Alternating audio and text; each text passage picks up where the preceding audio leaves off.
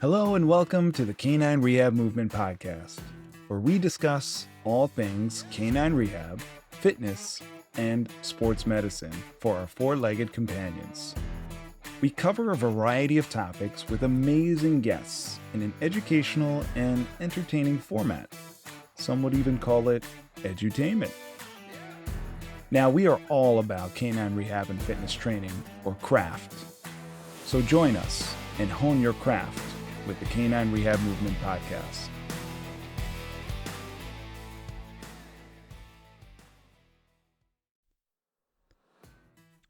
Now, today's episode is sponsored by Zomedica. And at Zomedica, they're committed to meeting the needs of clinical veterinarians and rehab therapists in ways that promote both patient and practice health. It is their mission to advance the effectiveness of veterinary practitioners and rehab therapists by offering innovative, unrivaled products and services. So thank you again, Zomedica, for sponsoring today's episode.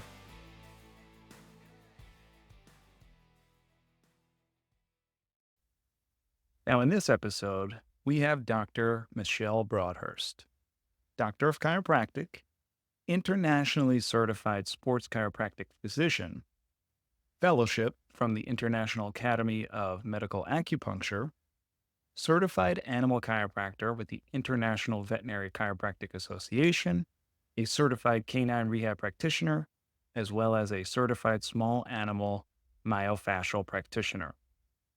So Dr. Broadhurst grew up in Cape Town, South Africa. She received her DC from the Durban University of Technology in January of 2004. She is certified in rehabilitation, chiropractic, and myofascial techniques. She is a human chiropractic sports physician and chiropractic acupuncturist, as well as holds licenses in 3 states. Dr. Broadhurst is on the faculty for Northeast Seminars and NC State CSMP program.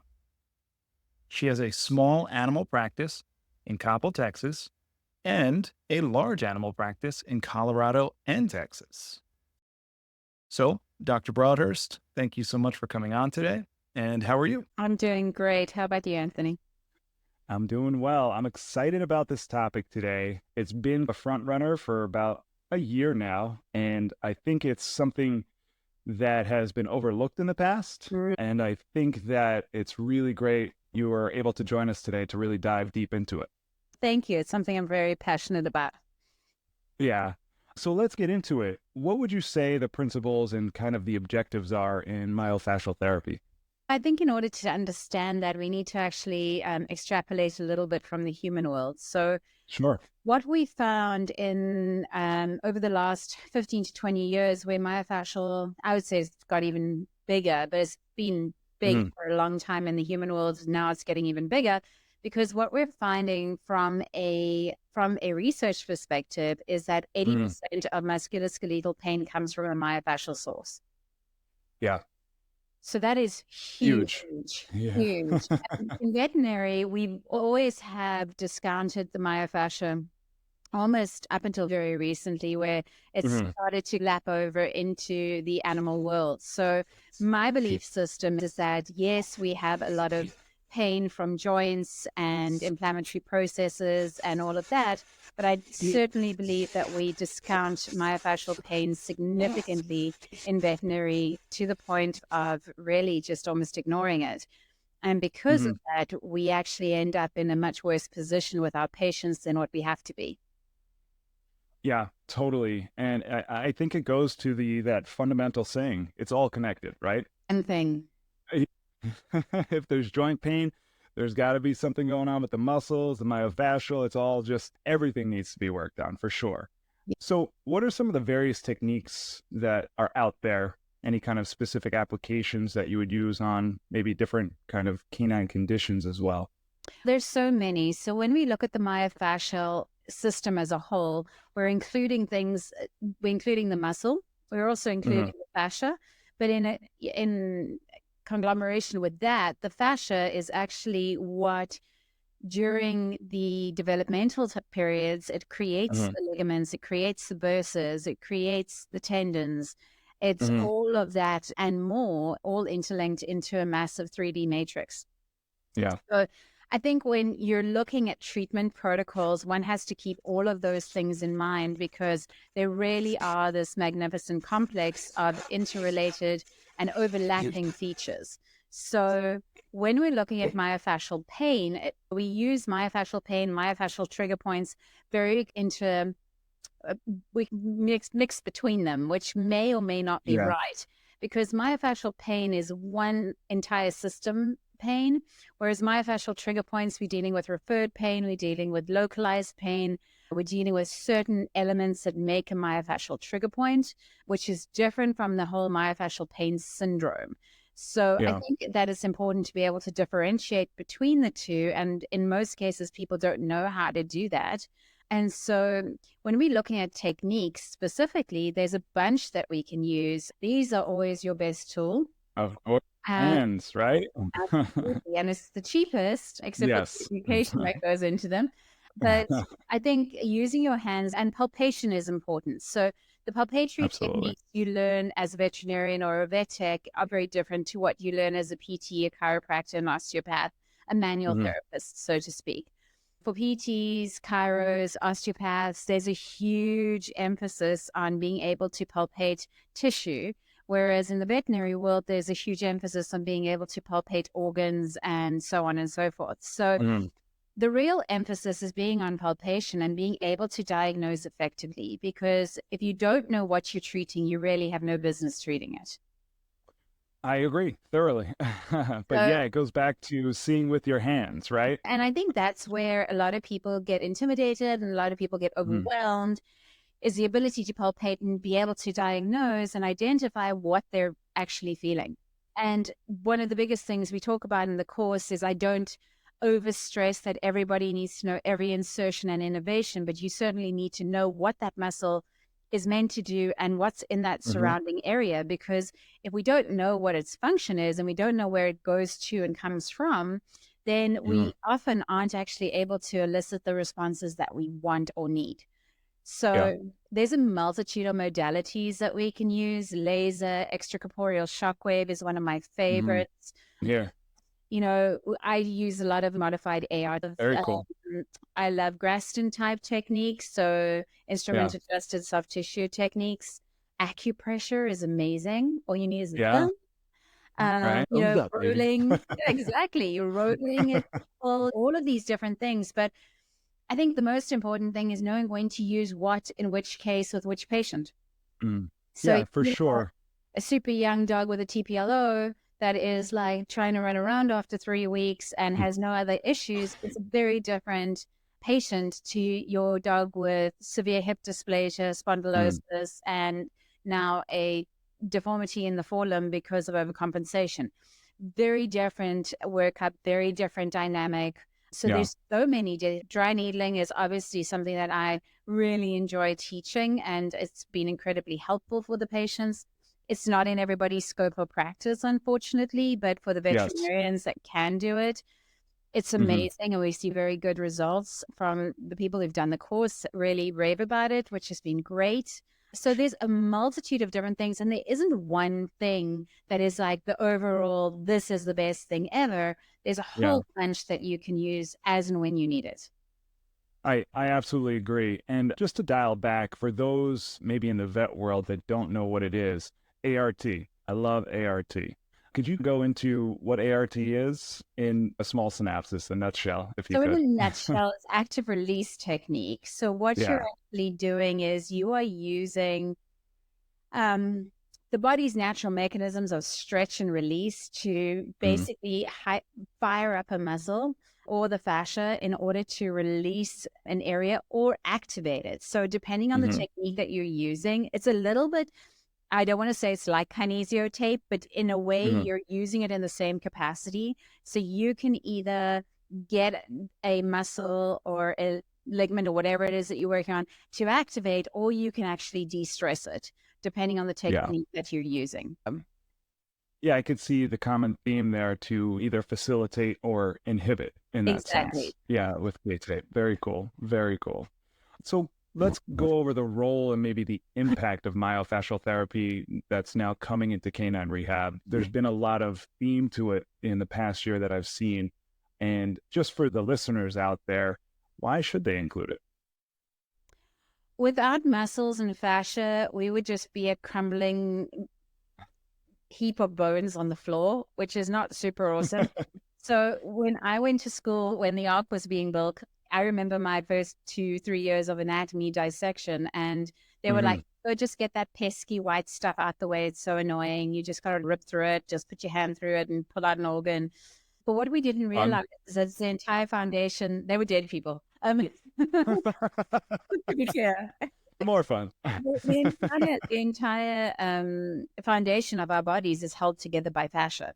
So it's so naive to believe that it's not only one of the most important, if not the most important network within our body, but it provides many different things than what we thought before, from lymphatic drainage to neurological processings and synapsing. The entire nervous system runs through the fascia. And so by eliminating it and not really including it, I think it's, oh, we'll do a joint injection. Okay, so you have a dodgy hip and we've got osteoarthritis, but what about all the compensatory mechanisms that go into that and the patterns that we see? And so often where the pain initiates is not where we're actually seeing the compensation and the issues a little bit further on down the line. And that's very much the myofascial and the functional element of it. Being able to really identify how things work together and the compensations, what one means to another one, and kind of mapping out the relationship is really important, because otherwise you're going to miss things further down the line. And all of a sudden, that hip, now we've got an elbow, now we've got a shoulder on the compensatory limb, and we've got spondylosis and osteoarthritis in the back. And so this dog's quality of life is limited because we haven't really looked at the surrounding structures and the things that actually keep them going on a functional level. Yeah, totally. And I love that you brought that up, because I think every assessment with the patient in front of you should be at a functional level, not just at that medical diagnosis that's sent to you. Absolutely. So what would you say is, or if you could, share some memorable case studies demonstrating some of the effectiveness of that myofascial therapy? I think so often we see good surgeries go bad. It's not really the surgery that's gone bad. It's not the rehab, but the post-surgical endeavors, if we can call it that. So one of the biggest things that I talk about in the course is I talk about the compensatory muscles that are included in things like cruciate surgeries. And important is to identify and release those compensatory muscles, because they can make all the difference in how that dog is actually going to be able to walk and ambulate and not blow out his other cruciate.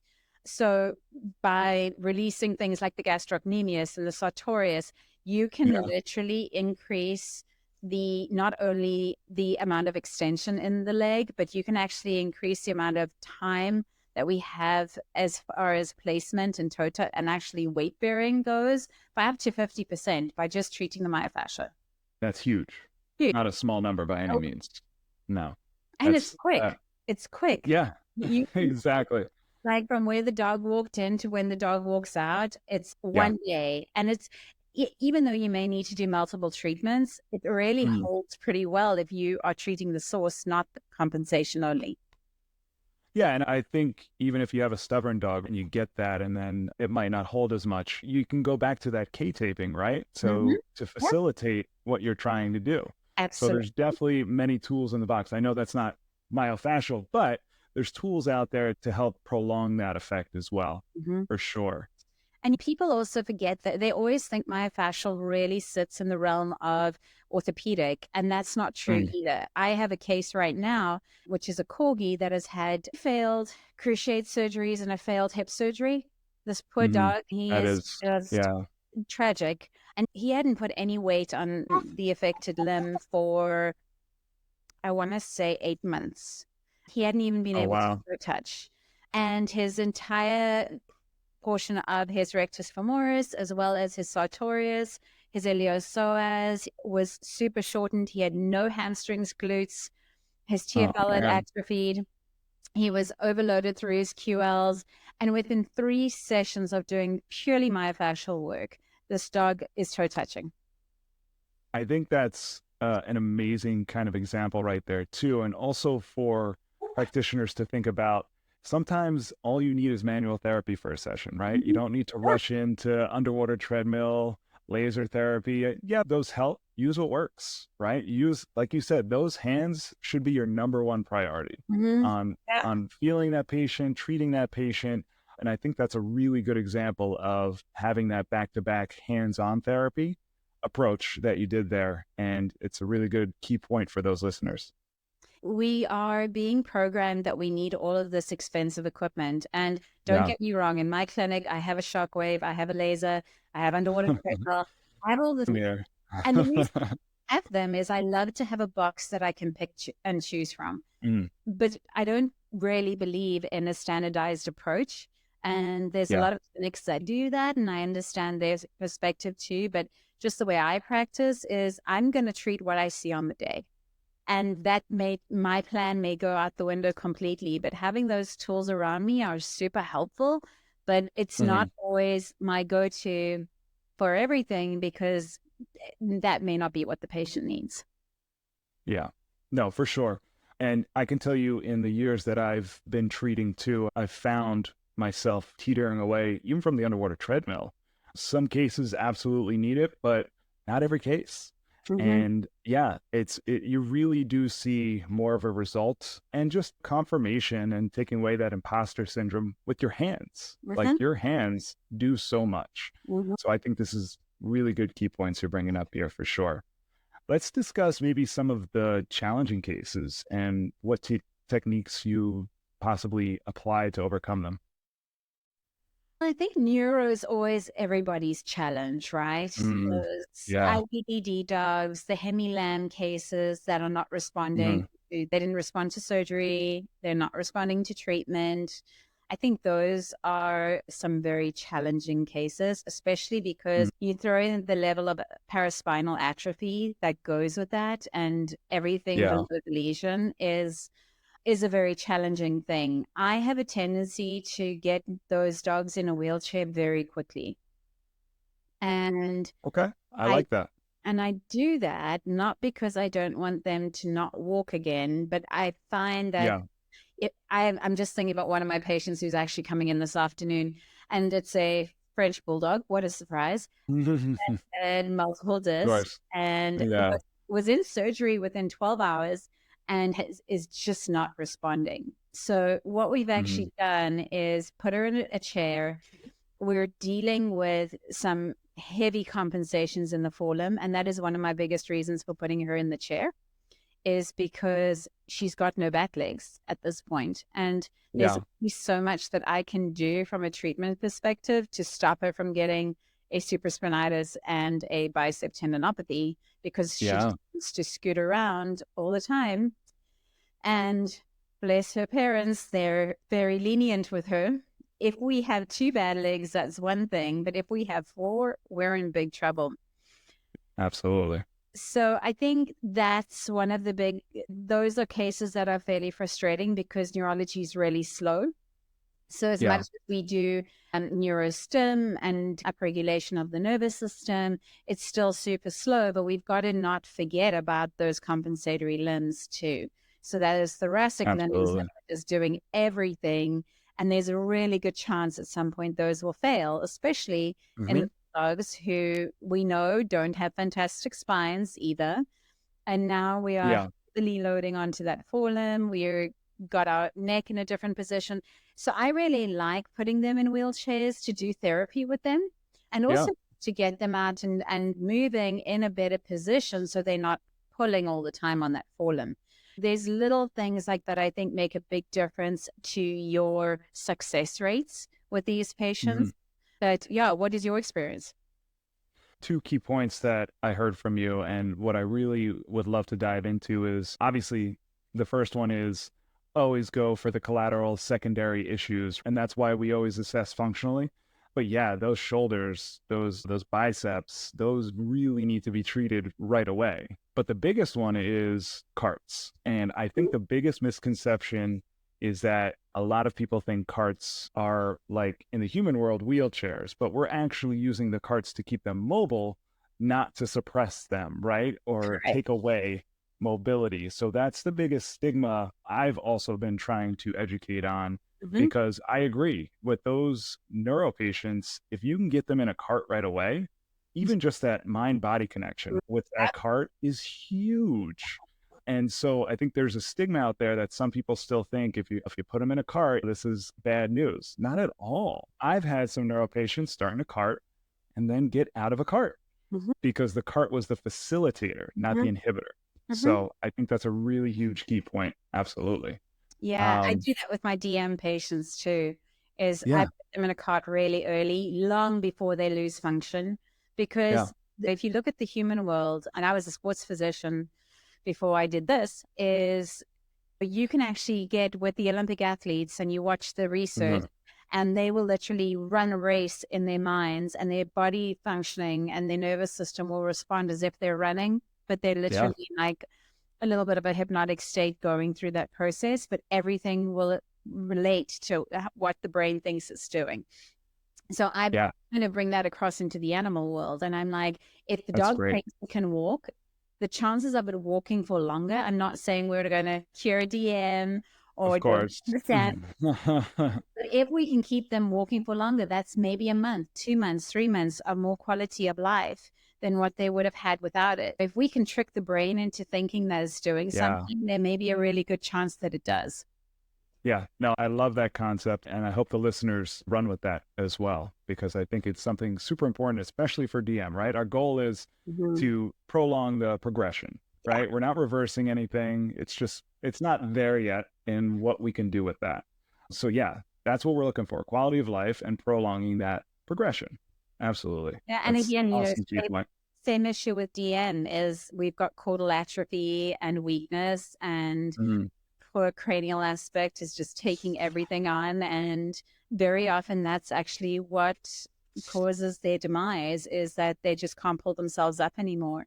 From a myofascial perspective, working on that and being really focused on what you can change is so much more important than trying to focus on what you can't. Yeah. No, I absolutely agree. Do what you can and hone in on what you can. Don't try to go too far too fast. Absolutely. I agree with that for sure. So let's talk about maybe possible advancements and ongoing research that you've either seen or are seeing now in the myofascial world. What's very cool is we're learning more and more about fascia all the time, and there's actually a Mm. fascial institute which I belong to, and there is fantastic research. If you guys are interested in fascia, I highly encourage you to look at it.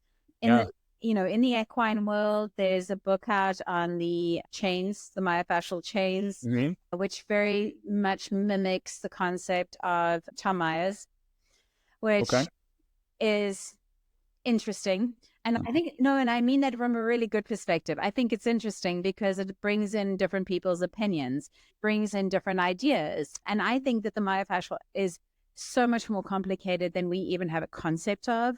Mm. We think that it starts out from an embryological level, it surrounds every nerve fiber, it creates blood vessels, like the actual lining of the blood vessels, it surrounds every myofibril, it surrounds every muscle, every organ, Yeah. it lets everything slide, it supports, it nurtures, lymphatics, Yeah. neurology. Like none of us knew any of this stuff years ago, and now it's becoming more.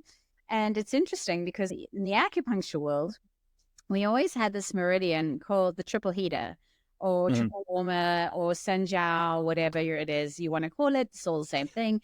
And none of us really understood what it was because it wasn't like, oh, your spleen meridian, oh, your kidney meridian, oh, your bladder, whatever.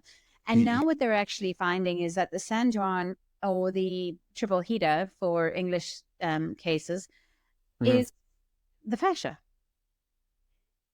And so everything There that you they're go. talking about for the longest time about the relationship and really what the triple heater does is it connects everything together. And that's, I think, what fascia really is. And that's what we're Yeah. realizing more and more. We just don't completely understand how. So we're learning all of these tidbits about what it can do and how it's effective. But I don't think we've really put it completely together. I know I certainly haven't. The more I read, the more I'm like, okay, cool. That's just another piece of something. So the pieces are coming together. So I think that the fascial chains are interesting. I don't think it really changes from my perspective, and this is totally personal. I think they've done great work with what they've done. I don't think it really changes how we treat. Because at the end of the day, it comes down to this again, and feeling and finding fascial adhesions, where things aren't sliding, looking for puckering of the skin. How are things not working well together? I don't think it's as simple as going, okay, we're dealing with this chain or this. And that I know has been a bit of controversy with Tom Myers and what he brought out. And I don't think it needs to be controversial. I think it just adds another element to myofascia, and it makes us look at it from a different perspective, which is fantastic. But I don't think that there is, and they're not claiming it, but I don't think there's a one size fits all. There's not just one point you treat to get rid of that whole system. It's a little bit like believing we're alone in the universe. Right. No, absolutely. If That's a good way to put it. Everybody would just be doing one thing, right? Yeah. One big book, everybody would raise everybody the same. I don't think it's that simple. I think it's like the stars. I think there's so many ways, there's so many layers, there's so many different ways of bringing it together. And the more we learn about fascia and how vascularized it is and how it regenerates and how it changes and how it can, we look at scar tissue, and scar tissue always used to be scar tissue. Now it's not. Now it's connective tissue, and it's fascia, and it's fascial adhesions, and it's layering and all these different things. And now we know, like, by doing something like shockwave or needles and creating angiogenesis or stem cell activation of endogenous stem cells, you can change so much in a quick period of time. Which is huge. There's so much research going on, and there's so much cool stuff going on, but we're picking stars. We just haven't got the whole thing. And I think for a lot of people, they want a quick answer and they want a quick fix. Yeah. Live in Starbucks drive-through world, right? Yes, we do. Cool. Like with this, I can just stick a needle in the hamstring. No, it's not that easy. Again, we got all these compensations, all these different things. Yeah. Bob the bulldog is not the same as Becca the whippet. Yeah. So no, absolutely. I agree, because I think a lot of our techniques are different, right? So as practitioners, and then a lot of how patients react are going to be different too. So it's not just the North Star we keep taking from, right? There's so many other stars out there that we might have to take from. So I do think that's a perfect example. And I do like how you brought up, do think a lot of people still don't know that connection. So great point. Thank you so much for that. So let's go into the education of it and get into the course. You're the instructor of that course. Can you give the listeners just a little bit of information on what goes into the course, what goes through the course, everything like that? Sure. Matt Branke and I designed the course together, which was great. And Matt's got other stuff going on right now, so he's no longer doing the course. So we've got Dr. Caitlin Leonard, who is a DBM and a chiropractor and an acupuncturist and all these things. Very cool. Who's also helping us teach. It's awesome. Yeah. I'm not an academic by any stretch of the imagination. And so I don't teach like an academic. Okay. And the reason why I bring that up is because I'm not going to sit there and talk to you about stuff that's not going to help you in practice. The worst thing for me, I am registered in 4 states, and I have to do CEUs for all of them and for all my specialities. Oh boy. So I have to do a lot of and my frustration when I do it is I come away from 3 days of my life and I have maybe something that I could have learned in 10 minutes. Yeah, unfortunately.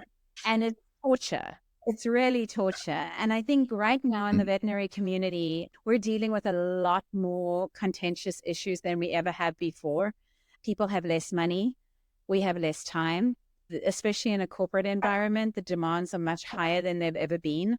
Clients' expectations are higher than they've ever been. And their willingness to pay is at an all-time low. So One of the biggest things that we try to teach in the course is that people come away with a tool that they will be able to take back into clinic the day of and actually start implementing it. And what our focus is on is really understanding the basics of myofascial therapy. By no means are you going to be an expert. In fact, at our last course, they were laughing at me because I stood up and I said, guys, don't worry, you're all going to suck at this. But by the end of the weekend, you're going to suck a lot less. And it's just because it's not something you know. Yeah. And that's totally so. A skill is not formed in a weekend. It's not formed in a week. It's formed in a month. It's formed over doing something repetitively for hundreds and hundreds of hours. Yeah. But what we're going to teach you is the basics of palpation and how to actually start to trust your hands instead of your brain, because that is one of the biggest issues. Is everybody overthink everything, and actually be able to identify things with your hands instead of, and get to grips with what myofascial pain is, what it means for your patient, and the options you have in treating it. Yeah. That's really where the theory comes from. Okay. When we hit the lab, we probably have 15 to 20 minutes of lecture throughout the entire, and everything is practical. So that's huge. By that point, everybody should know the basics. We don't go back there. We've done the lectures. You guys have the book, and really, that's your responsibility. So I like to treat people like they're adults. Yeah. You stand up for it, read the book, watch the lectures. Now we go to the lab. I love that. So we have small groups. We go through thoracic limb, pelvic limb, palpation, different techniques. You get to try out the different techniques. We work up cases. We evaluate the different cases together, and it's a very kind of open forum. Yeah. And really, at the end of the day, I'm just there to make you guys think. Yeah. And to know a little more than what you came in with, so that you can find 5 minutes. As a veterinarian, you can start playing with needles, and it takes seconds to dry needle a trigger point or a fascial lesion, and it can make the world of difference. For the techs, this is how you use a shockwave. This is how you use your hands. This is what we're going to do. So we try to approach it from all different angles so that whatever your discipline is, you can walk away with something that is going to be beneficial to you in practice. And that's really the goal. Is we're trying to give you as many pearls as you can. Yeah. What you choose to do with those is completely up to you, but we would like to at least have you walk away with a lot more knowledge than what you had before, and a lot more confidence. It's really a big confidence thing, because it is very outside of the realm of even the rehab courses or anything. It's very different when you start working in the myofascial world compared to talking about exercises and all of that kind of stuff. Yeah. No, for sure. And I even think when you compare it to like the manual therapy courses, this is still just a little bit, obviously it's parallel to it because that's part of manual therapy, but this, for the listeners out there and people who are interested in it, this is diving into it, right? And this is really going into using your hands first, and then knowing the modalities that can either facilitate things like that, whether you want to use it before, after, things like that. It's all up to the practitioner. And I think one of the best things that you said was it's about confidence. That's huge, right? Everybody reads the books, gets the theory, starts doing it hands-on, but they don't always get an instructor or have a course where they help with the confidence, right? Yeah. So that's super huge and a great takeaway from all of that. Absolutely. Yeah. I think the other thing that we need to look at as lecturers, as teachers, as instructors is the body tells a story. And we get so fixated with one thing. And you have a stifle case come in, and it might be an MPL, it might be a CCL tear, it might be whatever. And we're so focused on that stifle that we're not thinking about why that stifle blew in the first place, or why that tore, and it really does. If you just take a moment to step back and see the story, because there's a story to everything. I had a vet in here on Monday, and with her dog, and I was like, oh, but do you see this? Then this is causing this, and then that causes that. And she's just, okay, you have to tell me that again. And I was like, okay, this is the story. And it's a story. Myofascia is a story. It's like the universe, right? Absolutely. It's a story. It's not just this. It's not a TPLO. It's not a total hip. Those are very structured. It's A, B, C, D, E. This is what you do to have a successful surgery. And thank God for that, because it allows orthopedics to be very standardized. Myofascia is like the tree hugging sister from the 60s. Like, it's super fluid. It moves, it flows, it changes, it his mind and does something else. And then, but you got to understand the story. It's not clear. It's not okay, if you got this, then look for that. And that's what people are looking for. And that's not how it is. So you have to actually get into the story to really understand it. So, and be able to flow and be able to adapt and change. And that's because the myofascia is doing that all the time. And that's, you were asking about research, is that's one of the biggest researches that we are finding, is that the myofascia is completely not constant. It's constantly changing. And so we have to change with it. You can't have a 12-week protocol for myofascia, because the next time your patient comes in, there'll be something totally different. No, and again, that's huge. And it goes back to that functional diagnosis versus medical diagnosis. You have your GP vets that are just very medical, right? They have a medical diagnosis. They're sending you a stifle case and they're just thinking about the stifle, and that's it. But with that functional assessment and diagnosis, you're getting the story of the entire body, not just of the stifle. So a really good key point there as well. But Dr. Michele, what would you say your predictions or maybe aspirations are for the future of myofascial therapy? I really wish it would be a much bigger interest in veterinary school. I think it's glanced over very quickly, and I understand they only have 4 years to do every animal, everything that they do. But I think we really sideswipe myofascia out the way. And I think it's one of the most crucial elements to the body functioning as a whole, because if you understand how it all comes together, it's really important. And also just being able to look outside the box a little bit. The veterinary paradigm has been very strict in the way that it's been taught. And if we've learned anything from things like osteotomy, so the DOs, there is a lot of leeway to still be super clinical and very relevant and very, peer-reviewed, study-based, but also look at things that which are, but haven't been included. So I think if people could really view the body as a whole and address it from every element, and even just understand the basics of that and then go into it as a postgraduate or whatever it may be, I think it's really important. But I don't think we're there yet. I don't think that on a veterinary level we are even close to seeing the body as a whole structure that is working. We see it as working independently from each other, and it's not. It's a very interconnected, completely symbiotic environment which works off each other. And I think if we could understand things like myofascia better, we could actually diagnose other issues that are coming up a lot sooner and really improve the quality of our patients' lives. Absolutely. I think if we can keep it in the spotlight and obviously have advancement in research, hopefully those schools will start to integrate something, whether it's at least an elective, but hopefully a main course as well. Yeah, absolutely. Dr. Michele, I do appreciate you joining us today. This was really insightful.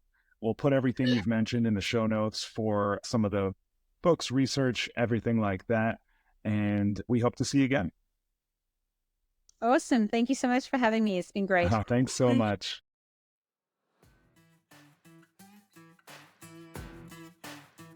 You've been listening to the Canine Rehab Movement Podcast. Thank you for tuning in. And for more information about our programs, please visit ncsuvetse.com. That's ncsuvetse.com.